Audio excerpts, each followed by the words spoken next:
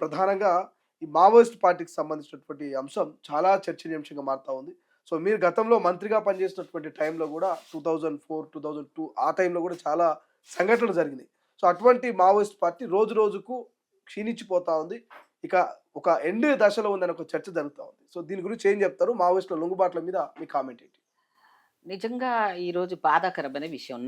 నేను మాత్రం వారికి పూర్తి మద్దతు చెప్తాను. హ్మ్. ఎందుకంటే, అసలు మావోయిస్టులు గాని, నక్సలైట్ల ఉద్యమం అని ఎందుకు స్టార్ట్ అయింది?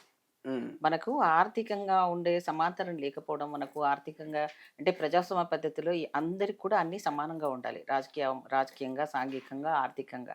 ఎప్పుడైతే ఈ భేదాలు వచ్చినాయో అప్పుడే ఈ నక్సలైట్ ఉద్యమం స్టార్ట్ అయింది. హ్మ్. అంటే పేదవారిని అంటే ఉన్నవాళ్ళు ఉన్నవాళ్ళుగా ఉండడం, ఎకరాలు వేలాది కోట్ల ఎకరాలు కలిగిన భూస్వామ్య వ్యవస్థను భూస్థాపితం చేస్తూ పేదవారికి అన్యాయం జరిగిన వాళ్ళు మేమున్నామంటూ వచ్చేవాళ్ళ వ్యవస్థని ఈ నక్సలైట్ ఉద్యమం. హ్మ్. సో, ఎవరైనా ఒకరు మన పక్షాన ఉండాలి. పేదవారి పక్షాన. రాజకీయ పార్టీలు రాజకీయ ఉనికి కోసం పనిచేస్తాయి గానీ, ప్రజల సంక్షేమం అని చెప్పినా కూడా అందులో అన్నీ సాధించరు వాళ్ళు.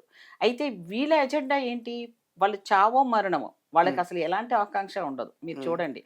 అంటే వీళ్ళు చేసేది ఎలా ఉంటుందంటే, తమ జీవితాలు మొత్తం త్యాగం చేసి పేరెంట్స్‌ని వదిలిపెట్టి అసలు మొన్న చనిపోయిన నాయకుడు ఎక్కడైతే హిడ్మా. హ్మ్.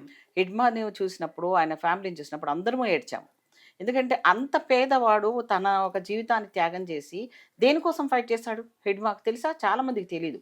హిడ్మా అనే వ్యక్తి అక్కడ ఉన్న ఆరావళి గానివ్వండి, లేపోతే అక్కడున్న మైండ్స్‌ని కాపాడడం కోసమని వన సంరక్షణ కానివ్వండి, ప్రజలకు చెందవలసిన వాటిని ఆటవికంగా ఉండి ఎవరైతే ట్రైబల్స్ ఉంటారో వాళ్ళు వ్యవసాయం చేసుకోవడమో, వాళ్ళు దాని మీద జీవనాధారం ఉండే వాళ్ళను అవన్నీ కూడా అదానీ, అంబానీకి దోచి ఇవ్వాలన్న ఉద్దేశంతోటి వీళ్ళు అక్కడ ఎక్కడైతే ఇలాంటి ఎన్ని మూల సంపదలున్నాయో అసలు ప్రజలకు సంబంధించింది వాటిని కాపాడాలన్న ఉద్దేశంతో కూడా పాపం ఆ యువకుడు అక్కడికెళ్ళి పనిచేయడం, వాటిని ప్రజలతో సంధానంగా ఉన్నాడు. ఎప్పుడైతే వీళ్ళ దృష్టి అక్కడ పడిందో అతని ఫోకస్ చేసి ఈ వచ్చిన టెక్నాలజీని ఉపయోగించి ఇప్పుడు హైడ్రా అంటే మన మామూలుగా ఈ డ్రోన్ వ్యవస్థను ఉపయోగించుకొని దాంట్లో అతని ఆచూకీ తెలుసుకొని ఘోరంగా చంపడం జరిగింది. కానీ చంపడం ఏ ఉద్దేశంతో చంపారు? అతను నక్సలైట్లు అని ఏదైనా మారణహోమం చేయలేదాయన. పేద ప్రజల పక్షాన చనిపోయిన నాయకుడాయన. సో, వాళ్ళ ఆర్థిక పరిస్థితి చూసినా వాళ్ళ ఇంట్లో ఉన్న ఇంకొక మాటండి మీకు చాలా మందికి తెలుసో తెలీదో. ఎవరైతే ఎన్‌కౌంటర్స్ చేస్తారో ఇక్కడ నక్సలైట్‌లను కూడా ఎన్‌కౌంటర్ చేసిన వాళ్ళ మీద 2,00,00,000, 3,00,00,000 అని ప్రభుత్వం ఒక రివార్డ్. రివార్డ్ ప్రకటిస్తుంది.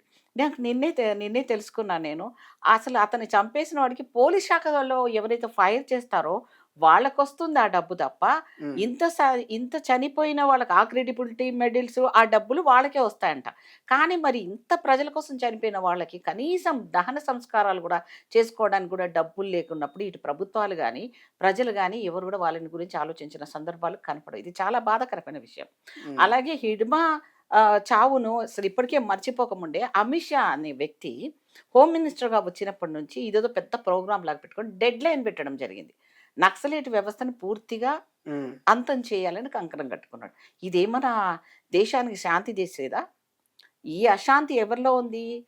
పేద ప్రజల్లో ఉన్న అశాంతిని రూపుమాపడం కోసం ఏర్పడిన వ్యవస్థను వీళ్ళు మొత్తం కూడా వీళ్ళు చెయ్యరు. చేసే వాళ్ళను భయపెట్టించుకోనో, ప్రజల పక్షాన పోరాడే వాళ్ళని యోధులను వాళ్ళని ఒక రకంగా ప్రజలకు భయాంకితమైన చేసి వాళ్ళని చంపేసి వాళ్ళ తలల మీద వెల్లలు కట్టి వీళ్ళు ఆనందాన్ని వ్యక్తం చేసుకుంటున్నారు. అమిత్ షా డెడ్‌లైన్ ఈరోజు పెట్టడం జరిగింది. హ్మ్. ఇప్పుడు గణపతి అనే వ్యక్తి నిజంగా మనం చూడకపోయినా డైరెక్ట్ మనకు తెలియకపోయినా చదువుకున్న వాళ్ళం, జ్ఞానం ఉన్నవాళ్ళం. అసలు ఈ వ్యవస్థను, ఈ డెమోక్రసీ సిస్టమ్‌లో ఎన్ని రకాల లోపాలున్న వాటిని సరిచేయాలంటే ఎవరి వల్ల అవ్వటం లేదు. ఇప్పుడు కూడా ఆ తారతమ్యాలున్నాయి. హ్మ్. ఆ తారతమ్యాలు ఇంకా కూడా పేదవాడు పేదవాడుగానే ఉంటున్నాడు. డబ్బున్న వాళ్ళు ఇంకా డబ్బున్న వాళ్ళవుతున్నారు. ఈ స్వాతంత్రం వచ్చినప్పటి నుంచి ఇప్పటి వరకు నేను గమనించింది, నాకు ఊహ తెలిసిన రాజకీయంలో నేను చూసిందేంటంటే, డబ్బున్న వాళ్ళే రాజకీయాల్లో రానియ్యాలి. డబ్బులున్న వాళ్ళే పెత్తనాలు. డబ్బున్న వాళ్ళే వ్యవస్థను కంట్రోల్ చేస్తున్నారు. డబ్బున్న వాళ్ళే అటు హైరార్కీలో అంటే డెమోక్రసీలో ఉన్న వాళ్ళలో ఎవరైతే బ్యూరోక్రాట్స్ ఉంటారో, వాళ్ళ ప్రమోషన్‌ల దగ్గర నుంచి ఏదైతే మన అట్టడుగు స్థాయి ఉన్న ఎస్సీలు, బీసీల వాళ్ళ దగ్గరలో కూడా ఆఫీసర్‌లుగా వాళ్ళకు అవకాశాలు రాకపోవడము, రాజకీయం గూడా అవకాశాలు ఇవ్వకపోవడము, హ్మ్. ఈ ఈ భేదాలు ఇంకా పెరుగుతా ఉన్నాయి. ఓకే. సో, ఈ వ్యవస్థను ఇలా కంట్రోల్ చేసి ఏదో గొప్పగా కాలర్ ఎగరేసుకుంటున్నారని అనుకుంటున్నారు. కానీ ఇది కరెక్ట్ కాదు. నా దృష్టిలో ఇప్పుడు మావోయిస్ట్ పార్టీలో కీలకంగా వ్యవహరించినటువంటి నేతలు ఆసన్న లాంటి వాళ్ళు గణపతి లాంటి వాళ్ళు, ఇతర ఇప్పుడున్న ఇతర వాళ్ళు ప్రస్తుతం ఉన్న. లొంగిపోయిన వాళ్ళు కూడా చెప్తా ఉన్నారు కదా, ఈ టైంలో ఆ, మేము ఈ సాయుధ పోరాటం చేయలేము, సాయుధ పోరాటం విరమణ చేస్తా ఉన్నాము, ఈ టైంలో అడవుల్లో ఉండి మేము ఎదురెళ్ళి పోరాడలేమన్నటువంటి ఒక కాన్సెప్ట్ కూడా వాళ్ళు చెప్తా ఉన్నారు ఎందుకు లొంగిపోయిన వచ్చింది వాళ్ళు. అది? ఎందుకు వచ్చింది? ఇదివరకు లేనిది ఇప్పుడు ఎందుకు వచ్చింది? అంటే వీళ్ళు న్యూ టెక్నాలజీని ఉపయోగించుకొని వీళ్ళు ఎక్కడున్నా ఈజీగా సెర్చ్ చేసి పట్టుకునే టెక్నాలజీ వచ్చింది. తర్వాత వాళ్ళు ఏ ప్రజల కోసమైనా వెళ్తున్నారో, ఏ గుట్టల్లో, రాళ్ళలో తిరుగుతున్నారో, కానీ వాళ్ళకి ఆరోగ్యపరమైన పరిస్థితులు వచ్చినప్పుడు, నడవలేని స్థితిలో, ఓల్డ్ ఏజ్‌లో వచ్చినప్పుడు, ఏ ప్రజలు వాళ్ళని ఎంతకన్నా తిండి పెట్టో, ఏ రకంగానో మా కోసమే చేస్తున్నారన్న నాయకుల మీద ఉన్నా కూడా వాళ్ళలో కూడా కోవర్ట్స్‌ని తీసుకొని, వీళ్ళ సమాచారాన్ని తీసుకొని, అందులో మొన్న సరెండర్ అయిన వాళ్ళతో నుంచి కూడా సమాచారాలు తీసుకొని వీళ్ళని మొత్తానికి రూపుమాపేసి ఇంకా మొత్తానికే మేము ఈ టార్గెట్ పూర్తి చేసుకుంటున్నామంటే ఇదేం టార్గెట్ చేసుకోవడానికి ఇంకో దేశంలో మనం పాకిస్తాన్ నడుస్తుంటే ఆపుతున్నామా, లేకపోతే బంగ్లాదేశ్ సమస్యను రూపుమాపుతున్నామా, లేకపోతే నేపాల్లో వెళ్ళిపోయిన గణపతిని తీసుకొచ్చి ఇచ్చినంత మాత్రాన ఆయన సరణి చేసినంత మాత్రాన ఇప్పుడు ఈ వ్యవస్థలో ఉన్న రూపుమాపబోతున్నాయా?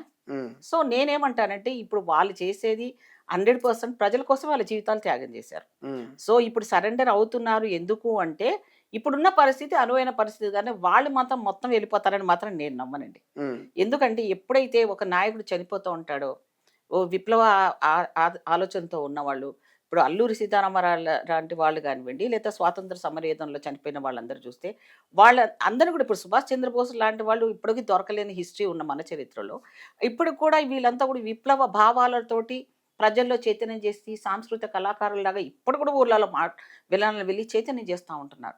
వాళ్ళు జనజీవన స్రవంతిలో వచ్చిన ప్రజలు వాళ్ళని అంత తొందరగా నమ్ముతారనేది మాత్రం ఇప్పుడు చాలా మంది వచ్చి సరెండర్ అయ్యారు. నేను చూశాను. ఉమ్, ఎవరో ఒకరు సీతక్క లాంటి వాళ్ళు వచ్చారు. కొంత రాజకీయంగా వాళ్ళు ఏదో ఒక ప్లాట్ఫామ్ వాళ్ళకి దొరికింది. అంత మాత్రాన అందరికి వస్తుందా? అందరికి ఆ అవకాశాలు రావట్లేదు. ఉమ్, ఒకవేళ వచ్చినా సర్పంచులు గానో మళ్ళీ ఇంకేదన్నా వచ్చినా వాళ్ళకి కూడా పూర్తి లెవెల్లో వాళ్ళు సాటిస్ఫై పొందట్లేకపోతున్నారు. నేను చూశాను నా దగ్గర. ఉమ్, ఉమ్, ఉమ్. చాలా దగ్గర చూశాను సరెండర్ అయిన వాళ్ళతో. నేను చాలా వాళ్ళతో మరి కలిసి ఇప్పుడు ఉంటాను. తెలంగాణ రాష్ట్ర ప్రభుత్వం క్లియర్ చెప్తా ఉంది కదా, మీకు ఉమ్. గౌరవ మర్యాదలతో ఖచ్చితంగా సమాజంలో మీకు మీకు ఏదో ఒక రకమైనటువంటి ఏమి తోడ్పాటు ఇస్తామో ఇస్తామని చెప్తా ఉంది. ఏమి ఇస్తామన్నది ఏదో 50,000 20,000 ఇచ్చినంత మాత్రాన వాళ్ళ దారిద్ర్యం పోదండి. ఉమ్, వాళ్ళకి ఖచ్చితంగా వాళ్ళకి ఏదైనా ఉపాధి కల్పించాలి. వాళ్ళకి రోటీ కప్పుడు అమ్మకాన్ అన్నట్టుగా వాళ్ళు ఎవరి కోసం చేశారు? ఇప్పుడు ఒక ఆర్మీలో చనిపోయిన వాళ్ళకేమో కనీసం ఏదన్నా ఉంటుంది. మరి వీళ్ళు ప్రజల కోసమే కదా చేసిన వాళ్ళకి ప్రభుత్వం నిజం కూడా రేవంత్ రెడ్డి గారికి నేను ప్రత్యేకంగా విన్నపించేది ఏంటంటే వారికి ఇల్లు ఉండదండి. వాళ్ళకి వైద్య సదుపాయాలు ఫ్రీగా ఇవ్వాలి. వాళ్ళ పిల్లలకి ఎడ్యుకేషన్ ఇవ్వాలి. ఏ ప్రజలు పేద ప్రజల పక్షాన అయితే వాళ్ళు పోరాడారో, ఏ దళితుల కోసమో, ఎవరి కోసం అయితే పోరాడో వాళ్ళ పక్షాన వాళ్ళకి ముఖ్యమంత్రి గారు సహృదయంతో మన ప్రభుత్వంలో వీళ్ళకు అండదండలు కల్పించడంతో పాటు వాళ్ళు సరెండర్ అయినందుకు అంటే కులం చెడినా ఫలితం దక్కినట్టు సరెండర్ అయినందుకు వాళ్ళు వాళ్ళ ఫ్యామిలీతోడన్నా సంతోషంగా ఉండేటట్టుగా వాళ్ళకి అన్ని రకాలుగా ఫెసిలిటీ ఇవ్వాలి. వాళ్ళకి ఇల్లు ఇవ్వడమే కాదు ఉపాధి. వాళ్ళకి ఏదైనా కూర్చొని వాళ్ళ ఇంట్లో కూర్చొని వాళ్ళకి ఏదైనా చిన్న కొట్టులు పెట్టుకోవడమో లేకపోతే ఏదైనా వెహికల్స్ ఇవ్వడమో ఏదో ఒక జీవనోపాధికి ఎవరి మీద డిపెండ్ అవ్వకుండా మళ్ళీ ఫ్రస్ట్రేషన్ సాగి వెళ్లకుండా వాళ్ళని చూడవలసిన బాధ్యత ఒక తండ్రిగా ఒక అన్నగా ఈ రాష్ట్ర ప్రభుత్వాలకే ఉంటుంది. అసలైన తొలి వెలుగు. ఫాలో వాట్సాప్ @తొలి వెలుగు official.